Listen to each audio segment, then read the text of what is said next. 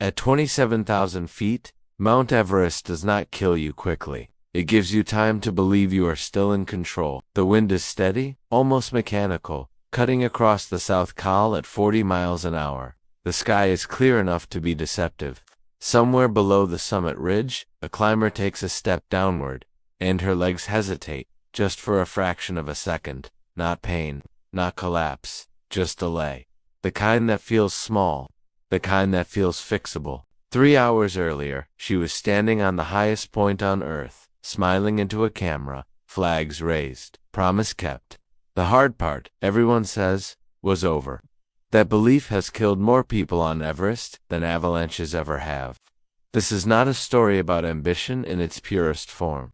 It's a story about timing, about invisible clocks, about how experience can sometimes become the most dangerous thing a climber carries with them. Her name was Kalpana. She had already beaten Everest once. She had already proven what she needed to prove to her country, to her critics, to herself. When she returned in 2019, it wasn't for glory. It wasn't even for personal achievement. It was for a message. And messages, on Everest, can become very heavy things to carry uphill.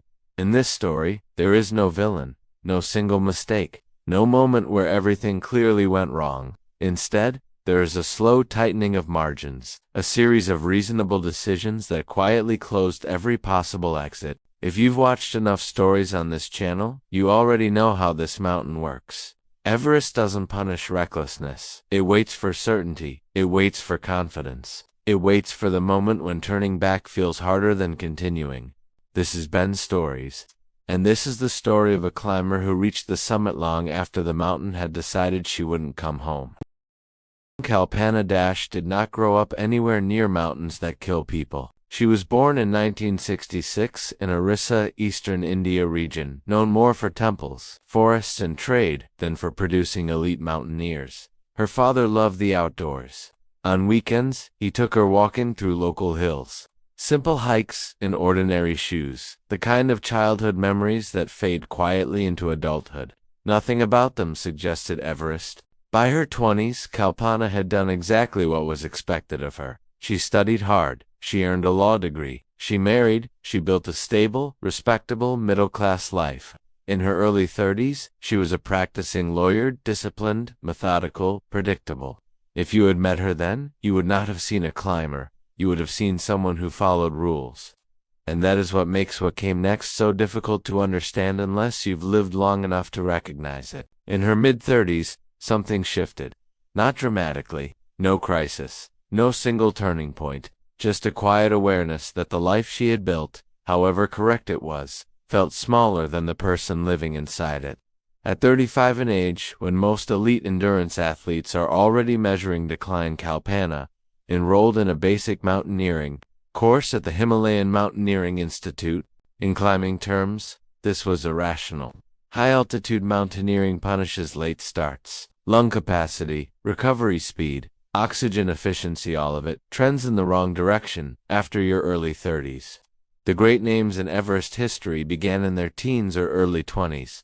By 35, many are already transitioning out. Kalpana was just beginning. She trained alongside students a decade younger, learning rope work, ice technique, crevasse, rescue skills most climbers had been refining since adolescence. She returned for advanced courses, then more certifications, all while working full-time, all while managing a household.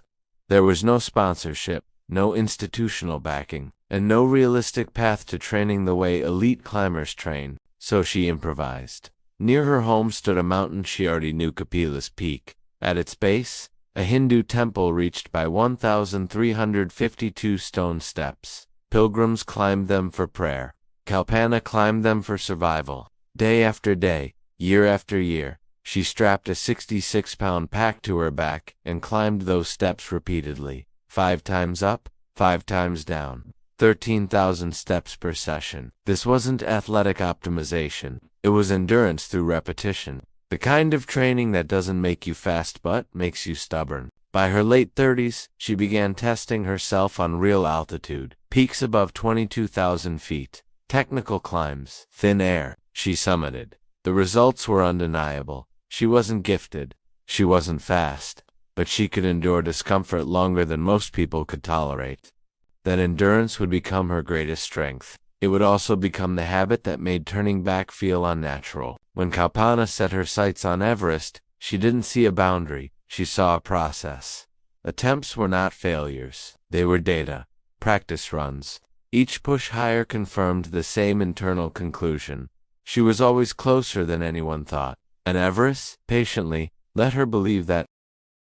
Kalpana's first attempt on Everest came in 2004, when she was 38 years old.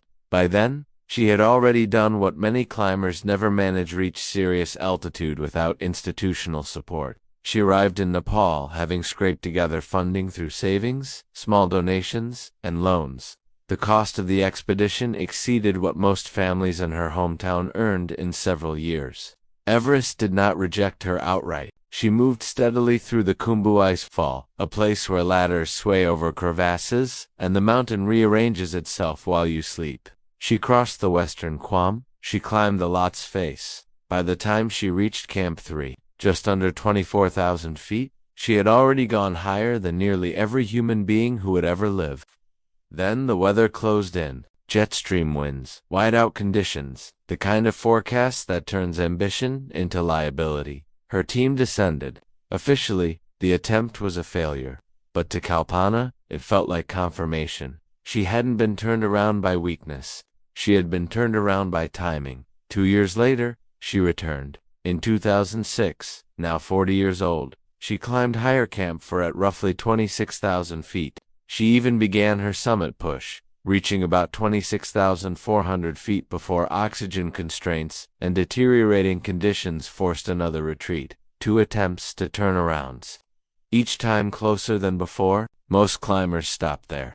They accept the implicit message: Everest allows you to come close. It does not guarantee passage. But Kalpana had learned something different. She had learned that the mountain never said no, only not yet. In 2008, she returned for a third time. Financially, this attempt was the most dangerous of all. Government support never came. Grants went unanswered. She mortgaged her future for one final push. If she failed again, there would be no fourth attempt. On May 21, 2008, Kalpana reached the summit of Mount Everest. She was 42 years old, 7 years removed from her first mountaineering course, the first person from Orissa to stand on top of the world. The achievement was undeniable. But what mattered more was what the summit represented to her: proof that persistence outlasts probability. Over the next decade, she didn't slow down. Denali, Kilimanjaro, Aconcagua, Elbrus, one continent after another, one summit after another. Each climb reinforced the same internal narrative. Starting late didn't matter. Lacking resources didn't matter. What mattered was refusing to quit. In 2017, she donated her Everest climbing gear to the Orissa State Museum. Not as a retirement gesture, but as a statement. Evidence that the path she had carved could be followed by others. When she announced her return to Everest in 2019, at 52 years old, it didn't sound reckless. It sounded symbolic. She had been there before. She knew the mountain. She knew herself. What she could not know, what no climber ever truly knows, is that Everest never treats the same climber the same way twice.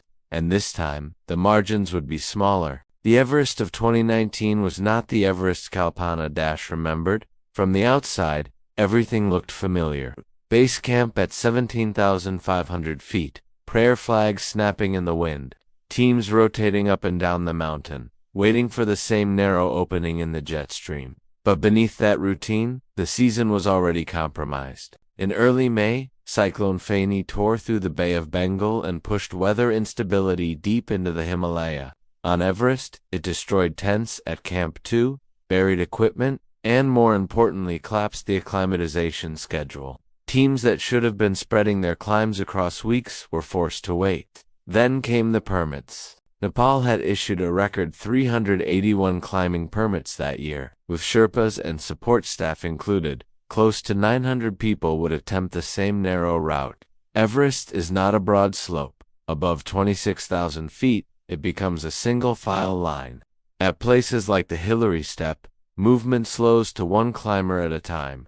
Normally, This congestion is manageable because summit attempts are staggered across 7 to 11 usable weather days. In 2019, there were 3, maybe 4. Every experienced guide on the mountain understood what that meant. Traffic jams in the death zone, long waits, oxygen burned while standing still, time bleeding away invisibly. Kalpana arrived not as an anonymous climber, but as part of something carefully constructed. The 3-women expedition was designed to send a message in Nepal and China, represented together by women climbers. It was supported by tourism boards, watched by media, framed as progress. Kalpana wasn't there to chase a personal record. She was there to complete a symbol. On May 12th, from base camp, she posted a photograph of her mother. The caption was simple, a promise. "Mother, I'm coming back from Everest." By May 22nd, the summit window finally opened. At approximately 9 p.m., Kalpana left Camp 4 with her Sherpa team. Headlamps cut through darkness. Fixed ropes stretched upward into nothing. The plan was standard: climb through the night, summit around sunrise, descend with daylight. Almost immediately, something felt off. Her pace was slow, not alarming at first, just slow. Each step took slightly longer, each breath sounded heavier.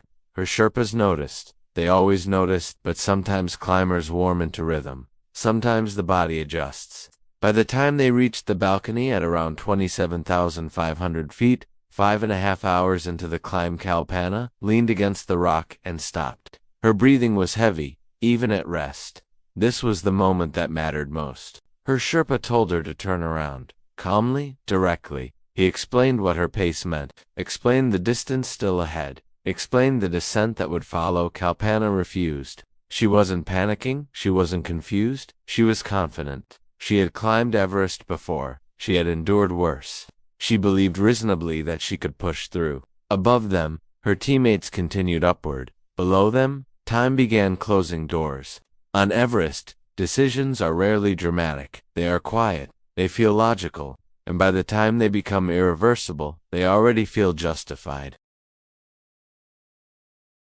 As the night thinned into early morning, the mountain began to fill with returning climbers. Those who had left Camp 4 early enough were already descending, faces gray behind oxygen masks. Movements urgent, efficient. They passed Kalpana going up. Some looked at her, some didn't. On Everest, you learn quickly not to ask questions you can't help answer. By 9 a.m., her 2 teammates reached the summit. They had climbed for roughly 12 hours, normal, controlled, survivable. They took their photographs, raised the flag, and turned around immediately. That's the rule. The summit is a checkpoint, not a destination. Kalpana was still below them. She had been climbing for 14 hours now. Her pace had not improved. Oxygen calculations made for a 10 to 12 hour push were no longer valid. She was burning reserves meant for the descent just to keep moving upward. At around 12:55 p.m., nearly 16 hours after leaving Camp 4, Kalpana reached the summit of Mount Everest for the second time. The achievement was absolute. The message was delivered. The photographs were taken. But standing on the summit at that hour meant something very specific. The human body can tolerate the death zone above 26,000 feet for a limited window. With supplemental oxygen, survival begins to degrade sharply after 16 to 20 hours. Not hypothetically, biologically, cells begin to fail. Judgment degrades. Muscles lose signal. Recovery stops being possible. Kalpana had reached the summit at the edge of that limit, and she still had to come down. Within minutes of beginning her descent, the warning signs arrived. Her right leg lagged behind in tension. Her breathing grew frantic, ineffective. Then pain deep, systemic, not muscular. Her Sherpas moved to her sides, no longer guiding, now supporting. They descended slowly, painfully, a few hundred feet, then a few hundred more. At 28,400 feet, she could no longer walk. They carried her as much as the mountain allowed. Oxygen was changed. Flow rates adjusted. Nothing reversed the trend. By mid-afternoon they reached the balcony, the same ledge where she had been warned to turn back hours earlier. Her oxygen gauge read empty. A fresh bottle was connected. Her breathing slowed. Then it stopped at 27,500 feet. There are no rescues, no second chances. Helicopters cannot reach you. Carrying a body down would take hours that would kill the rescuers as well. The Sherpas secured her body to the mountain and descended. 5 days later, her remains were recovered. Kalpana Dash had kept her promise. She came back from Everest. She just didn't come back alive. Kalpana Dash did almost everything right. She trained harder than most. She respected the mountain. She listened to weather, to experience, to her own limits right up until the moment when listening meant walking away from something that had taken 18 years to build. That is what makes her story uncomfortable. This was not inexperience. This was not arrogance in the careless sense.